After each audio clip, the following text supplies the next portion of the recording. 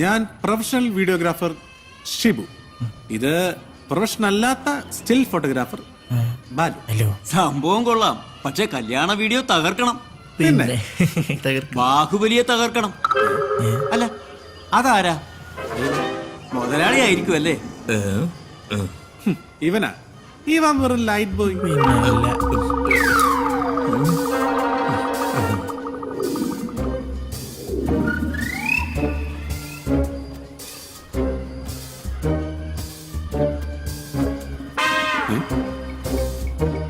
പന്തി, എല്ലായിടത്തും ഇതാണല്ലോ നിന്റെ പണി. വൈകുന്നേരം കാശിന് വാട്ടാ.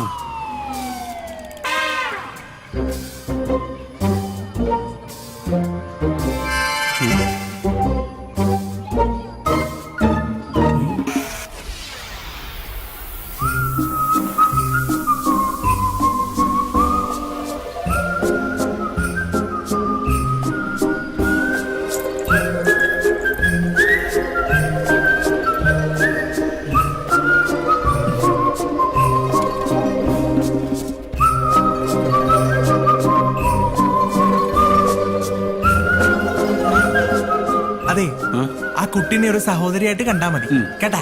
അങ്ങനെ നീ കണ്ടാ മതി. കാണിച്ചോ അണ്ണാ. എന്തെങ്കിലും കഴിക്കാം. അതല്ല അണ്ണ, എന്താ ആ കുട്ടിയില്ലേ, അവളെന്റെ ലൈനാ. എങ്ങനെ?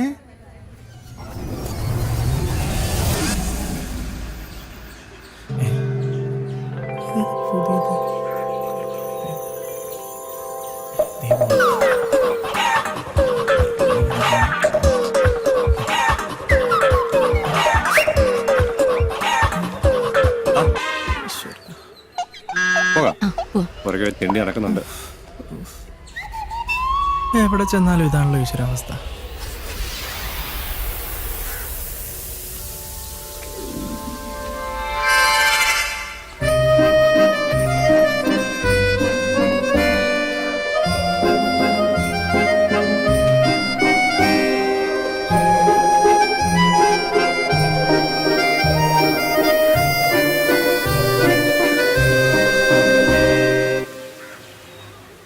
അന്ന് മുതൽ ഊണും ഉറക്കവും ഒന്നുമില്ല ഞാൻ അവളുടെ പുറകെ.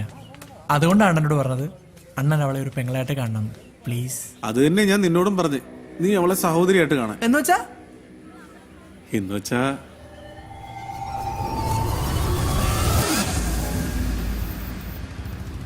ഇതിന് ഷുഗർ ഉണ്ടോ? പിന്നെ ഷുഗർ 400 ആണോ?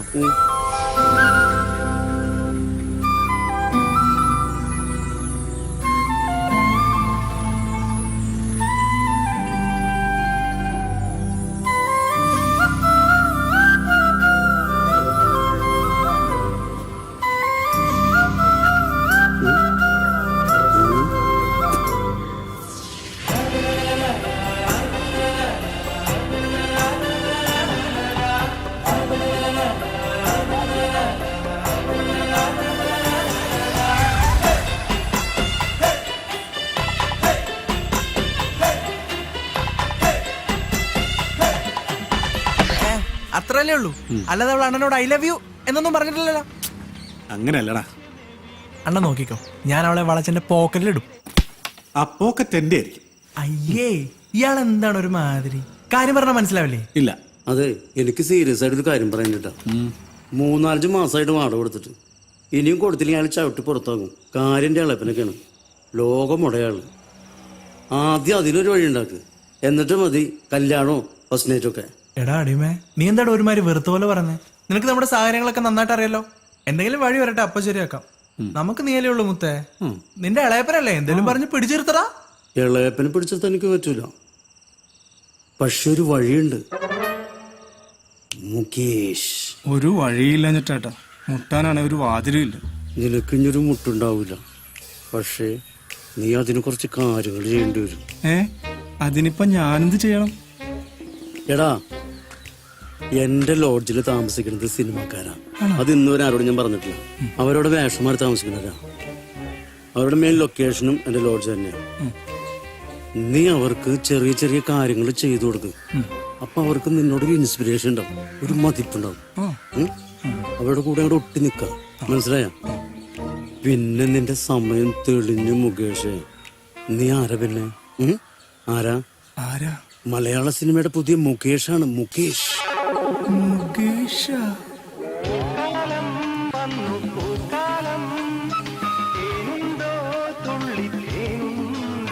എടാ നീ എന്താ ആലോചിക്കണേ? അത് ഞാൻ ഭാവിയിൽ ഒരു മുകേഷ് ആകുന്നതിനെ കുറിച്ച് ആലോചിച്ചതാ. നല്ല രസല്ലേ? ഒരു മമ്മൂട്ടിയ മോഹൻലാലായിരുന്നെങ്കിൽ. നീ പോയവിടുന്ന് അതൊന്നും വേണ്ട. മുകേഷ് നല്ലത്. എന്നാലേ ഭാവിയിൽ ഒരു MLA ആകാൻ പറ്റുള്ളൂ. നല്ല അന്തസ്സുള്ള MLA. അതൊക്കെ അവിടെ നിൽക്കട്ടെ, മാറ്ററിൽ കിടക്കാം. ഇദ്ദേഹമാണ് world famous cameraman Shibu.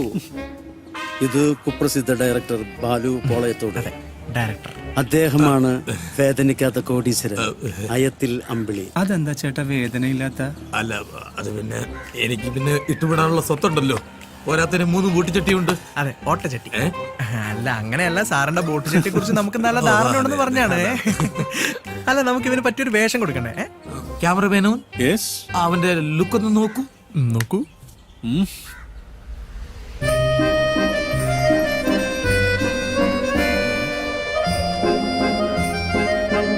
Cameraman എങ്ങനെയുണ്ട്? കൊള്ളാമോ? അടിപൊളി. സൂപ്പറല്ലേ? അണ്ണാ ഇത് എനിക്കുള്ളതാ. ഉണ്ടാ. ഞാൻ ആണാണെങ്കിൽ ഇതിനെയും കെട്ടി സുഖമായിട്ട് ജീവിക്കും. ചേട്ടാ ഞാൻ അത്രക്കാരനല്ല കേട്ടാ. അയ്യേ, ഇവനെ ഏതാ?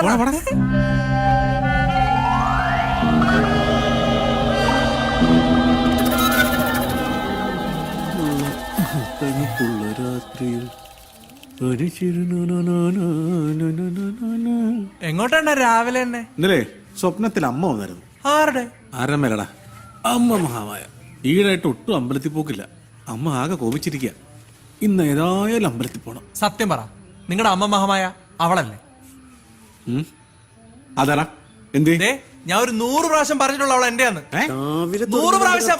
അയ്യടാ ഒന്ന് പോടാന്ന്.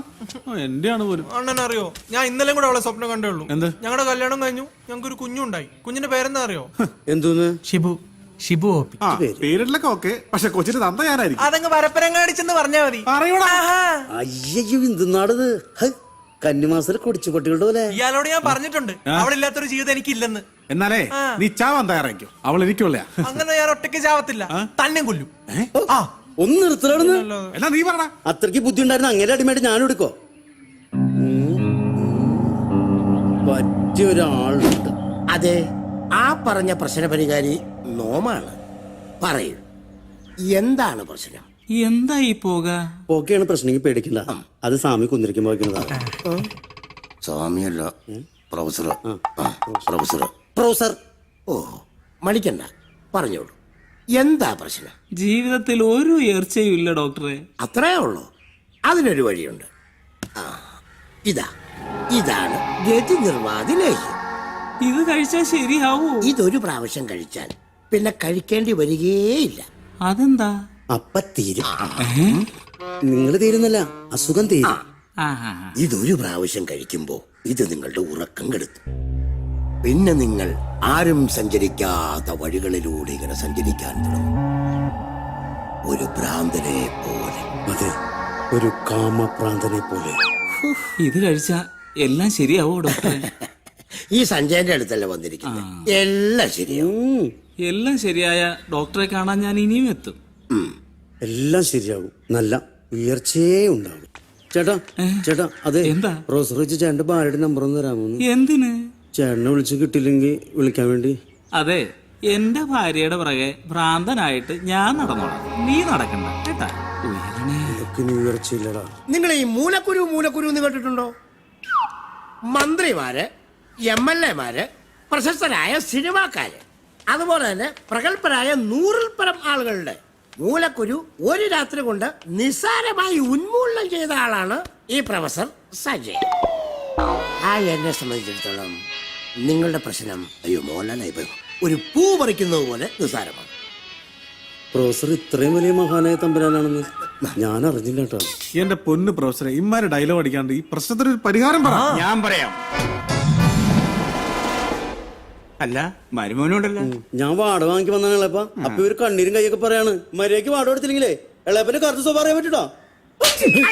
ഇതാണ് ഇളയപ്പന്റെ സ്വഭാവം. മരുമോൻ ചെല്ലി. എന്നെ എടുത്തോളാ. അയ്യോ